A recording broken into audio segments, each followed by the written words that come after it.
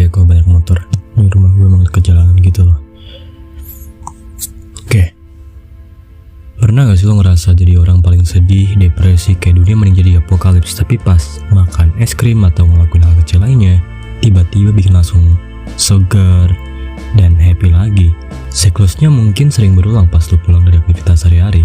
Kalau pernah ya jangan nonton video ini sih. Video ini gak akan menjustifikasi perasaan yang ujungnya ternyata dia nyesel sendiri. Euforia, perasaan atau keadaan kegembiraan dan kebahagiaan yang intens.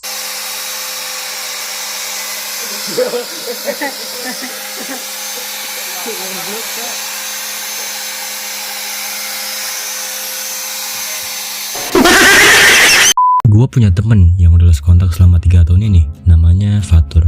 Kebetulan kita tuh SD bareng, jadi waktu itu sekitar 12-13 tahun lah. Latar belakang gue tuh kebetulan familiar sama dunia perkomputeran. Sering main ke warnet dulu soalnya. Dikasih uang saku malah main ke warnet. Biasanya nyewa 3 jam per hari buat main. Itu tuh dulu kalau gak salah 5.000 deh kalau gue inget. Jadi yang main PB nya 2 jam, LS 1 jam, dan pas 10 menit itu gue main Left 4 Dead. Parah dah dulu. Oi kan.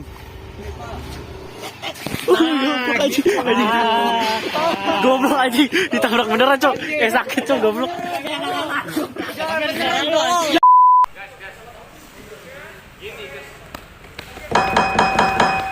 Suatu hari gue lagi di rumah, kebetulan bokap punya PC, tapi ya PC yang bener-bener buat kerja gitu, jadi nggak boleh ada game dan sebagainya. Gue tuh sering nonton video-video di YouTube sampai di mana gue ketemu video PewDiePie yang lagi unboxing Ruby Play Button. Itu tuh kalau nggak salah buat 50 juta atau berapa puluh juta gitu. Ya udahlah, lu tahu arahnya kemana. Wah, jadi YouTuber enak juga nih, ucap bocah SD naif yang tiap hari makan maklor. Kalau kata Mbak Raisa mah, ku harap kau tahu bahwa aku terinspirasi hatimu. ya pokoknya Jadi YouTubers, Pak. terus ya besokannya pas di sekolah gue ngomong sama Fatur nih, kira-kira mau versi pendeknya gini lah. Tur, gue kayaknya mau jadi YouTuber deh. Wah, serius lo? Iya serius, lo mau ikutan gak? Gas bae dah. Hi. You're Rick, right? Oh iya, gue lupa bilang ini. Fatur sama gue dulu tuh gak punya sepeda dan juga gak pakai angkot atau kendaraan umum lainnya, karena memang di area yang dulu tinggal tuh belum cukup difasilitasi sama pemerintah terkait kendaraan umumnya. Jadi ya kita tiap hari masing-masing berangkat barengan sama ortu sekalian berangkat kerja, pulangnya ya jalan. Nah, jalannya itu mungkin sekitaran 2-3 km. Cukup lama lah ya buat bocil-bocil kematian ngobrol di perjalanan. Dan itulah permulaannya. Gue bilang ke dia tentang apa aja yang dibutuhin untuk jadi YouTuber, mulai dari stabilizer yang gorilla, mikrofon yang ada bulu-bulunya, dan lain-lain. Pada dasarnya ya gue emang cuma ngibul sih, karena kebodohan gue juga. Gue bilang ke Fatur kalau kita tuh harus ngumpulin duit buat beli itu semua, yang dimana dia bilang dengan bodohnya, Fatur waktu itu baru dibeliin HP sama bokapnya. Untuk permulaan gue nanya sama dia tuh, boleh gak minjem HP-nya buat proses syuting. Gue kalau inget-inget cringe bener dah. Kenapa sih gue dulu kayak gitu? Dan tebak, katanya apa coba? Alasan kenapa harus pakai punya dia, karena yang pertama kita nggak punya kamera. Terus HP gue juga Android yang dimana selalu punya notif memory full. Jadi yang nggak ada pilihan. Kalau dibandingin sama dunia sekarang mah, HP dia tuh oke lah, cuman punya gue aja yang dari zaman Paleolitikum. Harinya tiba. Hari pertama mencoba menjadi the real YouTuber. Gue kayak profesor di La Casa de Papel, tau gak? Jadi ya dia ngandelin gue banget. Tapi lo tau gak apa perbedaan gue sama profesor? Ya bener, rencana. Gue gak ada rencana sama sekali bener waktu itu. Siang itu kita keluar di daerah perumahan buat cari-cari footage buat video. Tapi ya sebenarnya videonya gak ada, karena yang tadi gue bilang kan gue ngibul. Ngibulnya ngebul. Gue kira video sinematik yang sering gue lihat di YouTube tuh cukup buat narik subscriber gitu. Salah banget gue ternyata. Setelah muter ngibul sama Fatur, gue pulang dan mulai proses editnya. Hari esoknya di sekolah, gue ngomong sama Fatur kalau videonya tuh korup karena HP zaman Paleolitikum yang gue punya waktu itu tuh gak bisa ngedeteksi keindahan resolusi HP modern keluaran terbaru. Iya, gue emang edit di HP waktu itu biasanya. Oh no, Fatur bilang. Dan hari itu juga kita berhenti berusaha menjadi YouTuber. Tapi jangan khawatir, uang yang diinvestasiin ke gue udah gue balikin semua. Ya yang nggak semua sih, kayaknya kurang 12.000 deh. Dia ngeminta soalnya, gue juga lupaan. Berasa jadi afiliator trading gue. Sorry ter. Ini buat kenang-kenangan kita ntar kalau Tapi ada lagi. Bala yang ini, yang heboh, Bala Raja. Penuh pramugari kan sana heboh jadinya. Do you think it's too late for me? What? I mean, am I just doomed to be the person that I am? The person in that book? I mean, it's not too late for me, is it? It's not too late. Diane, I need you to tell me that it's not too late. Bojack, I need you to tell me that I'm a good person. I know that I can be selfish and narcissistic and self-destructive, but underneath all that, deep down, I'm a good person, and I need you to tell me that I'm good. Diane, tell me, please, Diane, tell me that I'm good.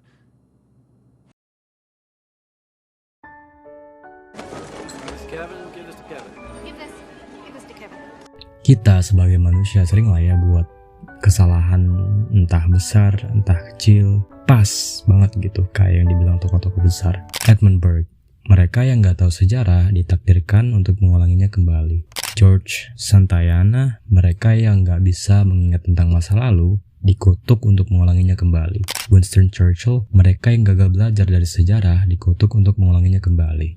Simpelnya ya sejarah berulang. Walaupun berulang, tapi karena ada sifat unik makanya polanya aja yang beda. Revolusi Amerika mungkin ada lagi, tapi tokoh, penyebab, dan waktunya yang beda.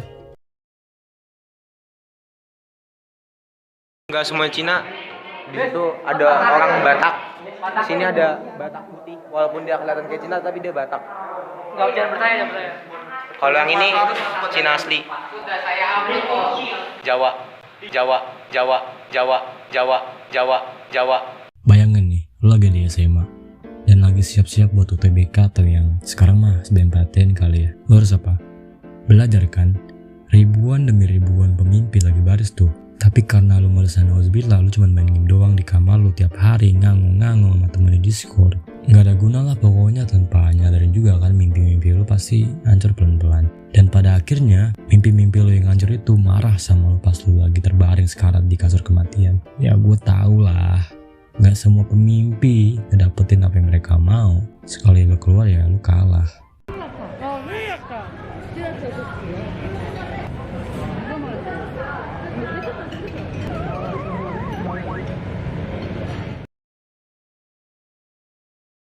I'm fucking miserable.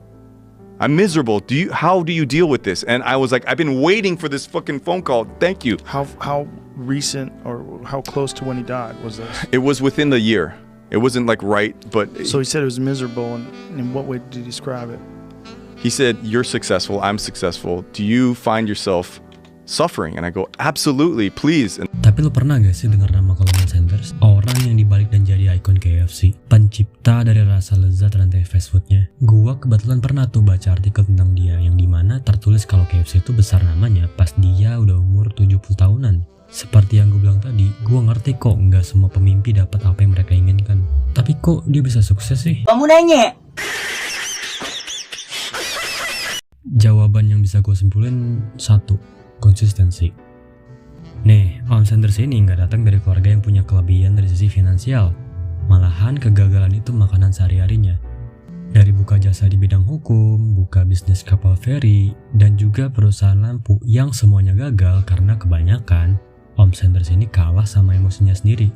Terlepas dari sisi negatifnya, Om Sanders ini benar-benar konsisten sampai di mana dia nyoba buka restoran yang biasa, yang namanya membludak dan akhirnya dijual tuh mereknya ke orang lain karena kan udah nggak sanggup, udah tua juga lagian. Tapi ya masih dapat royalti sih dan jadi ikon mereknya juga.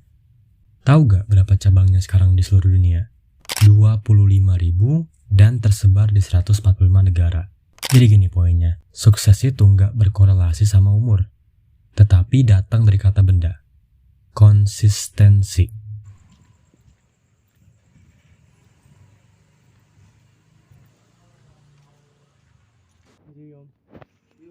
Bing berapa harganya? Bing berapa harganya? Bing 2.000 ya?